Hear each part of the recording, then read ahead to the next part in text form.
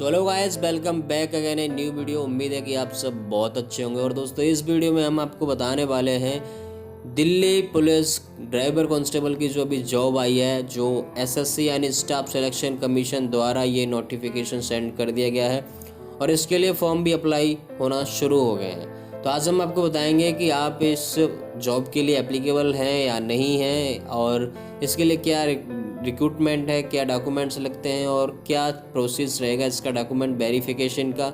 और सबसे बड़ा सवाल ये है वो है कि सेंट्रल कास्ट सर्टिफिकेट दिल्ली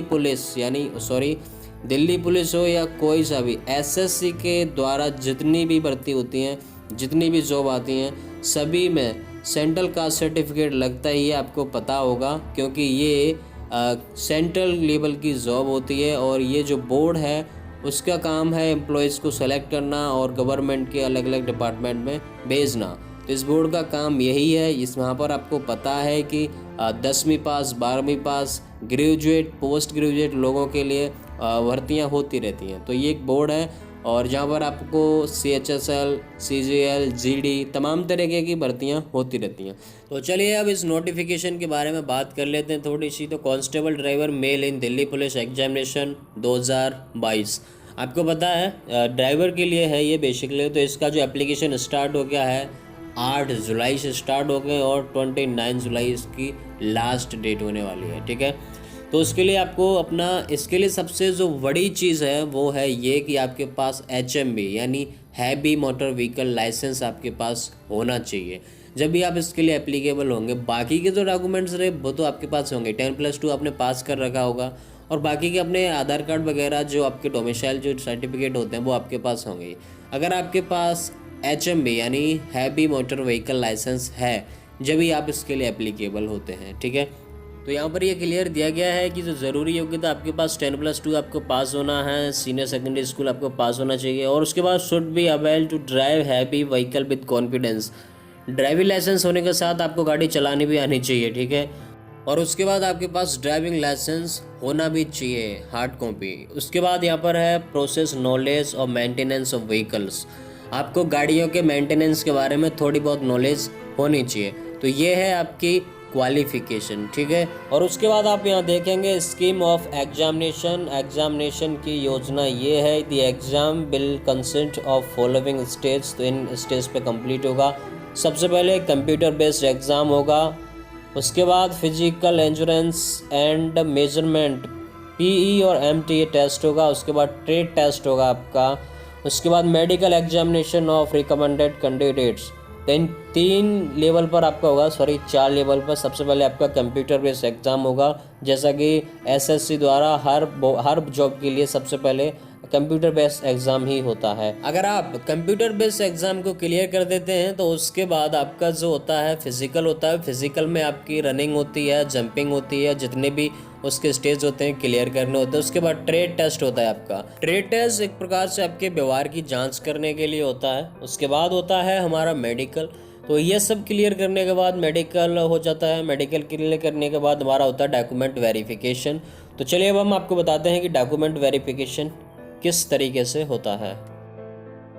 तो आप डॉक्यूमेंट वेरिफिकेशन में यहाँ पर आप देखेंगे all the candidate short listed, मतलब जिन कैंडिडेट ने ये स्टेप कंप्लीट कर लिए हैं, कंप्यूटर बेस्ड एग्जाम क्लियर कर लिया है, फिजिकल कर लिया है और उसके बाद उन्होंने अपना मेडिकल वगैरह भी उनका क्लियर हो गया है, तो उसके बाद वो कैंडिडेट इसके लिए शॉर्ट लिस्ट जनरेट की जाएगी, जिसे एक प्रकार से आप मेरिट लिस्ट भी बोल सकते हैं। जिनका उस लिस्ट में नाम होगा उनका होगा डॉक्यूमेंट वेरिफिकेशन। तो यहाँ आप देख सकते हैं candidate have bring 2 passport size recent colour photographs and 1 original valid photo ID proof as listed as para 13.7 above while appearing for the documents verification। तो इसका मतलब है कि आपकी हाल ही में खिंचाई गई 2 पासपोर्ट साइज रंगीन फ़ोटो लेके जानी है और उसके बाद एक वो फ़ोटो जो आपने फॉर्म अप्लाई करते समय अपलोड की थी वो अगर है तो आप ले जा सकते हैं। ठीक है, और आगे है candidate will have to submit copies of various documents like. तो कुछ कॉपी आपको सबमिट करनी होगी। तो उसमें मैं आपको बता देता हूँ कि आपको ओरिजिनल डॉक्यूमेंट्स तो लेके जाने ही हैं,